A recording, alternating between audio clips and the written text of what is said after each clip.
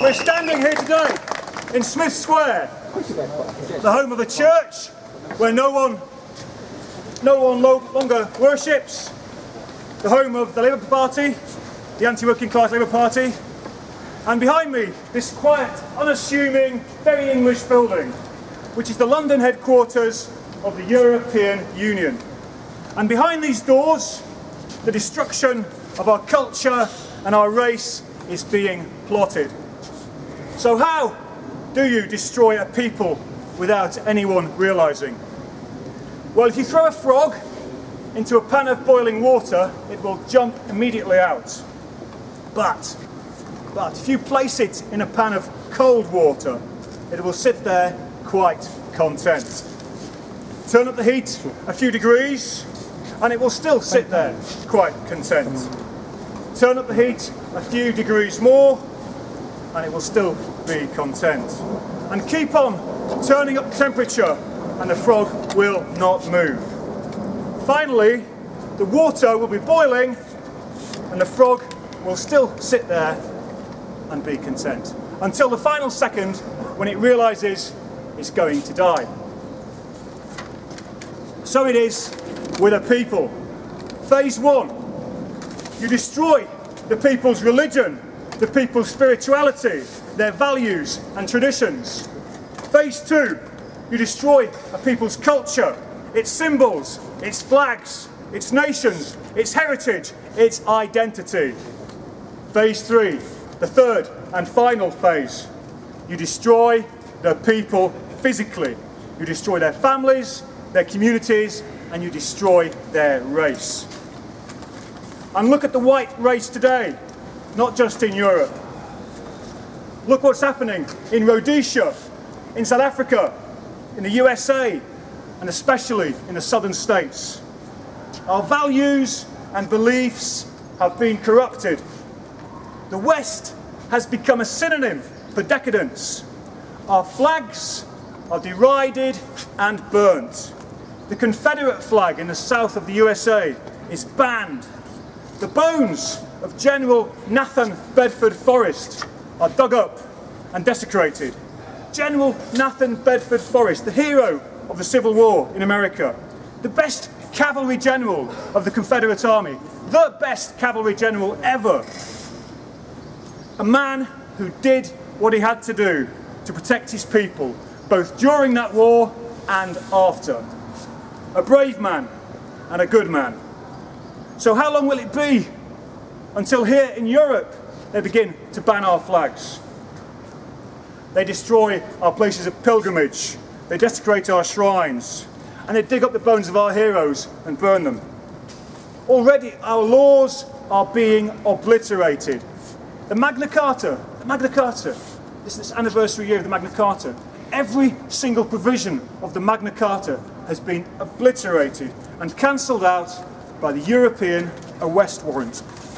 The European arrest warrant. They can seize you in the dead of night and haul you away thousands of miles to a foreign country and hold you for months and months without anyone knowing where you have gone or why, without even you knowing the charges against you. And you will be guilty until proven innocent. And you don't even know what you are guilty of. That's the modern world in which we live. That's the European Union. So like most sane people, indeed the majority of Europeans, I am against the European Union. Now most Europeans, though they're not consciously sure why, they are also against the European Union. The mass media and the politically correct establishment allow them to oppose the EU on grounds of financial expense, on grounds of inefficiency, on grounds of incompetence, on its lack of common sense, on its plethora of ridiculousness. But none of these reasons are important as the real reason why we should oppose it. The real reason is because it is exterminating us. Yes, the European Union's raison d'etre is to exterminate Europe and the Europeans. Now, you won't find that goal, that aim, stated on any document in the European Union's offices, in their mountains of documents, or framed on the wall in this building here. But it's there all the same, implicit in the thread and pattern of its business, in the warp and weft of its ideology. And the biggest pro-European Union group in Europe, in Britain, are the non-whites and the Jews, people who don't really belong here. The chief weapon of extermination is mass immigration and forced integration. But no Eurocrat will tell you so. So let's judge the European Union not on what it says, but on what it does, on its results. And when a man says to you he wants to shake your hand and then punches you in the face, you start being wary, okay?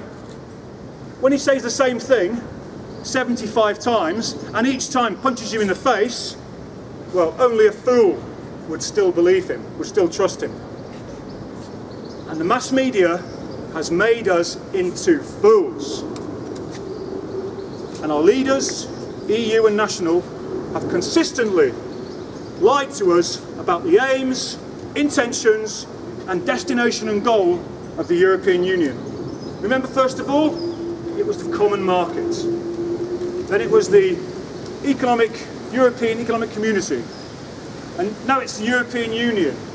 And next week it will be the United States of Europe. Then it will be the one world government United States of the world.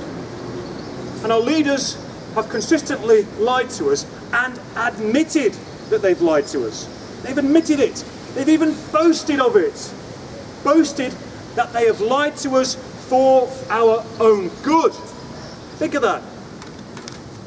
Well, I'm sorry, my friends, but I, for one, don't feel good about what's happening. And neither do most other people. We've been punched in the face 75 times and we don't feel very good about it. Not good at all. And only a fool would put up with such treatment, and only a fool or someone brainwashed by the mass media would put up with it. Well, it's time we stopped being fools, and it's time we woke up. It's time we ended this farce once and for all, and it's time we started punching back. The EU is not good for us. So who is it good for? Who benefits? Cui bono? Well, there's an armada of technocrats and Eurocrats and bureaucrats and troll control managers, all living it up on generous salaries and expense accounts. But despite their lavish lifestyle, it's nothing but scraps of meat thrown to the dogs.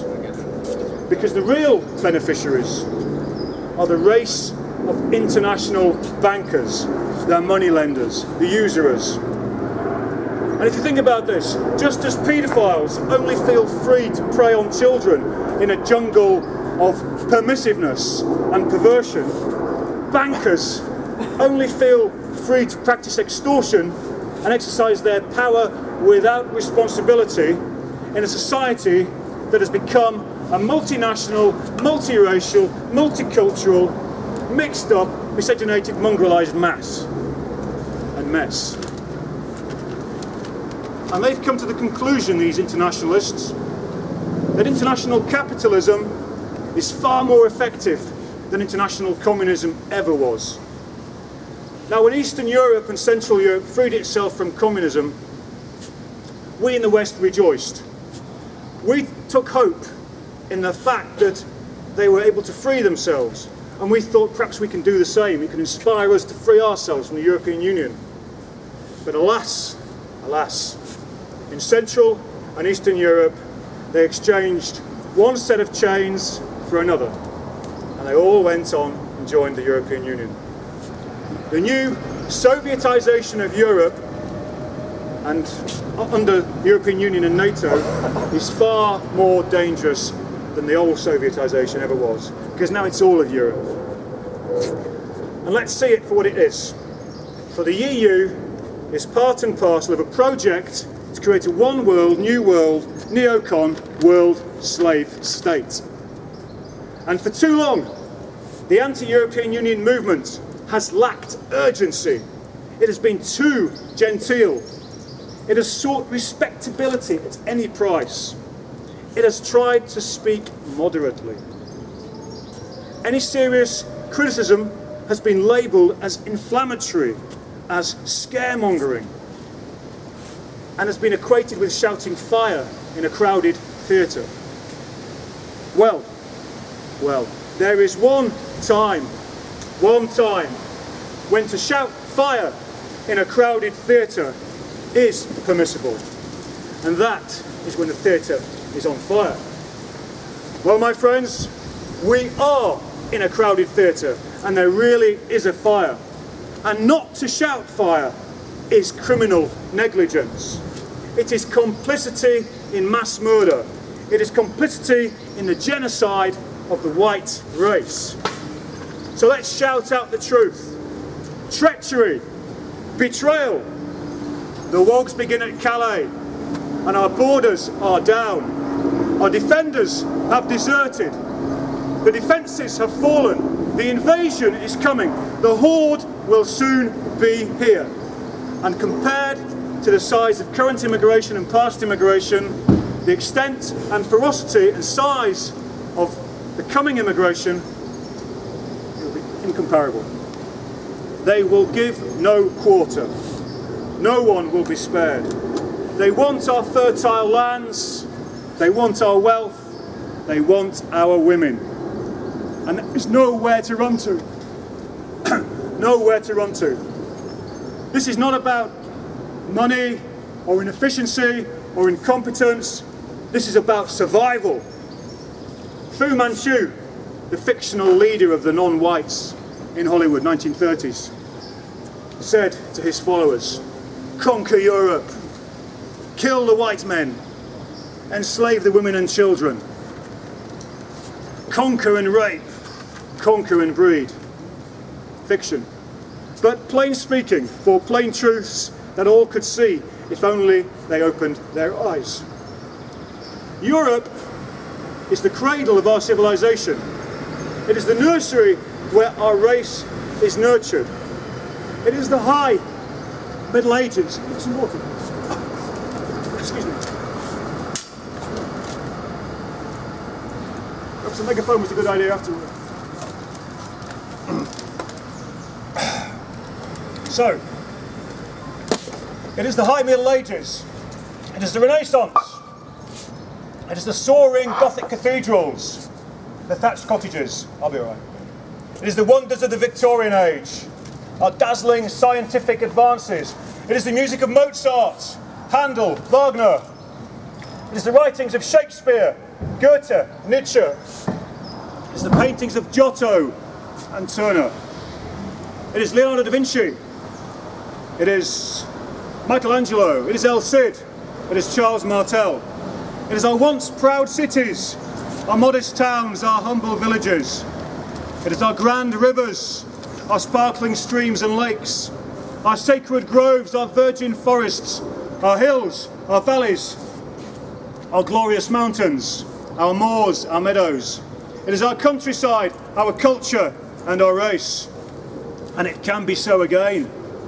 You see, my friends, I have a dream. Yes, I too have a dream. I dream of a new Europe of free and friendly independent nations, built on a traditional European forms and values. A Europe, a home fit for heroes, a land fit for the white race. And I call for a new elite to rise up and defeat the forces of darkness, to realise this vision and free our lands. Now, there are turning points in life, times when you must decide between shame and honour, between humiliation and freedom, between slavery and victory, between comfort or glory. And we must decide whether we're going to sell our birthright for a mess of pottage, whether to meekly allow ourselves to be dragged down into slavery, degradation and extinction, or whether we are going to fight. Think on and think of Custer's last stand, the Alamo, Rorke's Drift, Vienna, Lepanto, Tours, and Thermopylae. The time is nigh when our manhood is to be tested again. Let us prove ourselves worthy of being called white men. Let us make our ancestors proud of us, and at the very least, let us go down fighting like white men. Let us not go meekly into the night. Let us instead rage against the dying light. The time is now. The future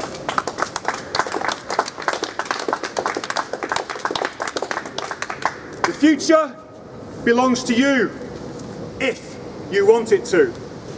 Never give up, never give in, never give in. And we will win. Victory!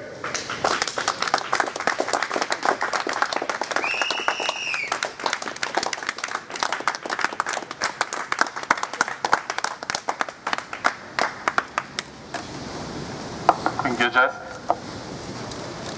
Well, at the beginning, I'd like to thank everyone who gathered here with us to support our cause, actually our common cause, the European cause.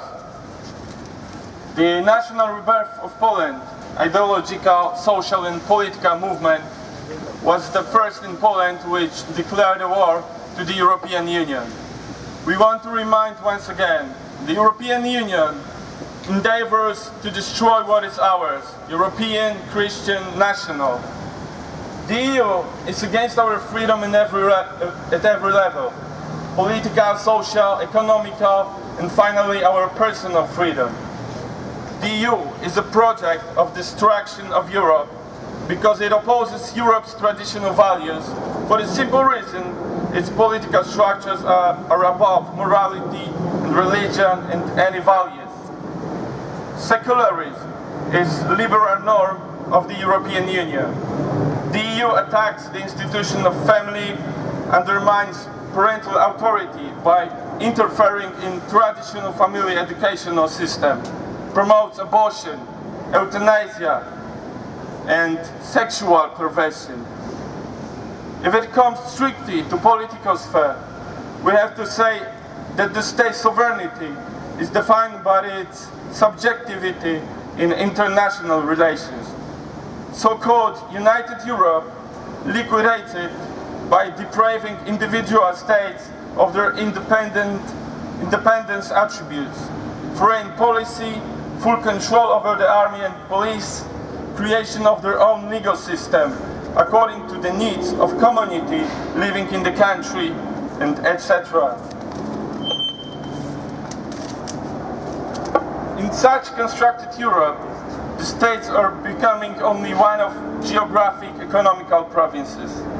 Every act, every internal action has to comply with the provisions of the central government. Followers of the EU sometimes use the argument that in modern world there's no room for independent states. These aren't new ideas. For half a century, whole world was concerning the Polish people that dependence from the Soviet Union is permanent and unchangeable fact. For those opportunities, serving for alien against against own fatherland is the standard. We call a spade a spade. It is a simple treason.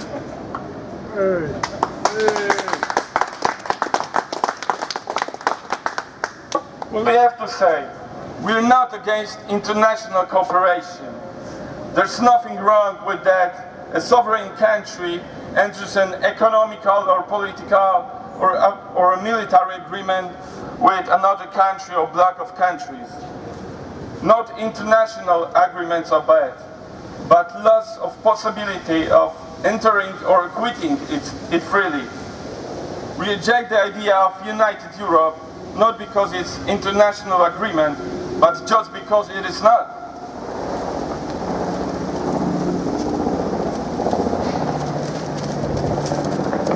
The European Union is a super-state subordinated to specific political and economical powers of supranational financial centers. Our principle is simple: our country, our rules.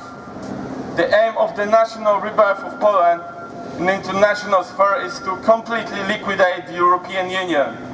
We stand for the Europe of free nations, which through its own independent state realizes aims and the needs of its people.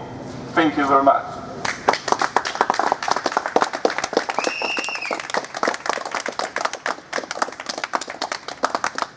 Time for a representative of the national action.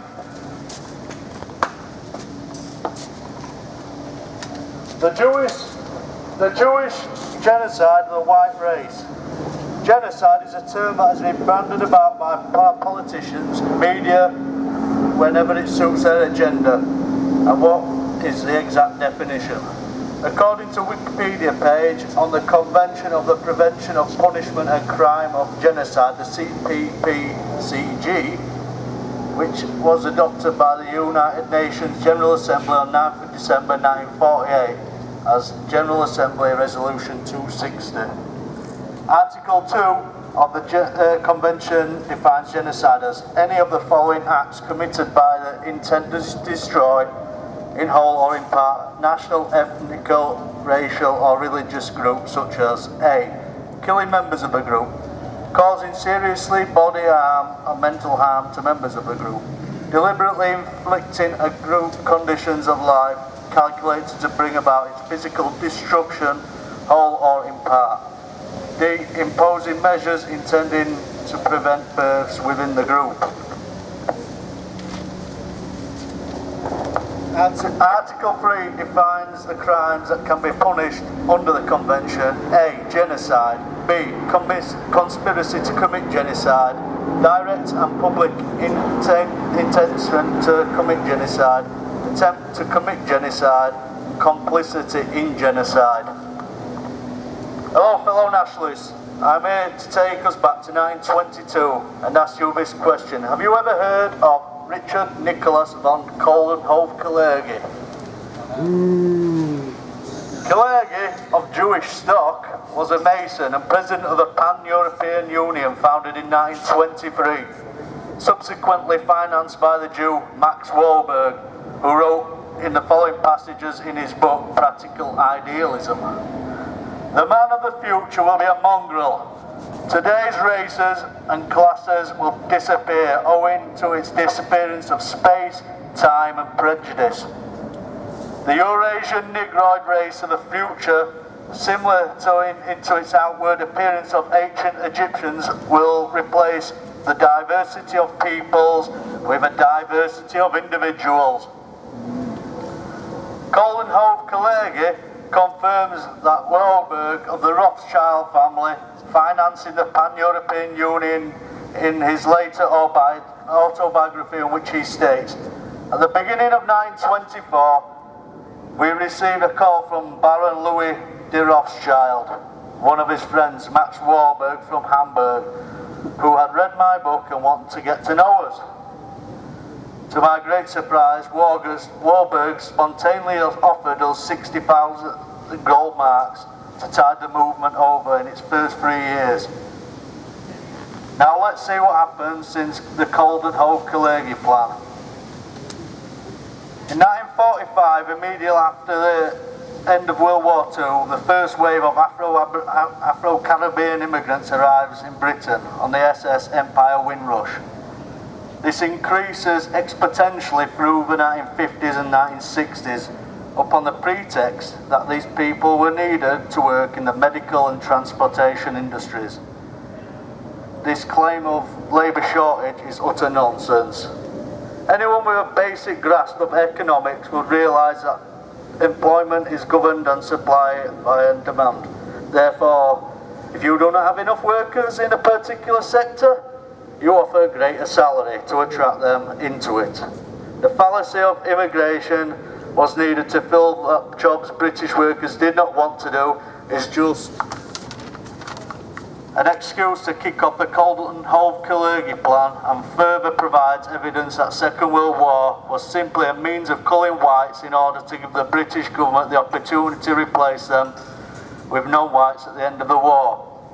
Furthermore, the British population are not given the opportunity to vote on whether this immigration should be allowed, even if it would lead to the largest racial transformation in society in Great British history. Indeed, there will never be an opportunity for British people to vote on immigration in their country. Maybe this is due to two major political parties who are under the thumb of a Jewish banking mafia. Let me tell you about a timeline of treachery by the ruling elite. In 957, the Treaty of Rome was signed by 6 European states in 967. The European Community was established in 1973. Britain joined the European Community. Tory Prime Minister Edward Heath took Britain in. In 1975, Prime Minister Harold Wilson had a referendum on Britain's membership. The last national referendum the country had, 66% voted yes to stay in the European Community. A rigged vote, no doubt. In 1987, a single European Act was signed. This was to create an internal market, an area without frontiers in which free movements of goods and persons, services and capital was ensured. Britain, led by Tory Prime Minister John Major, pushed for an opt-out clause for Britain. This meant we were part of the European Community and wanted to be a part of it, but not to participate in the single currency, therefore maintaining the pound as we decided to do so. In 1993, the European Union was founded. In 2002, the euro was introduced on January 1st. Britain had its first 5 tests. If these are answered successfully, then Britain will join the euro. The British public opinion did not appear to support the euro for the first month or forever after.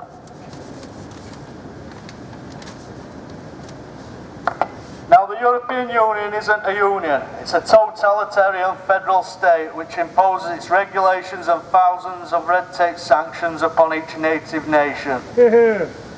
For some reason, we, the British, follow it to the rule of the Creator himself.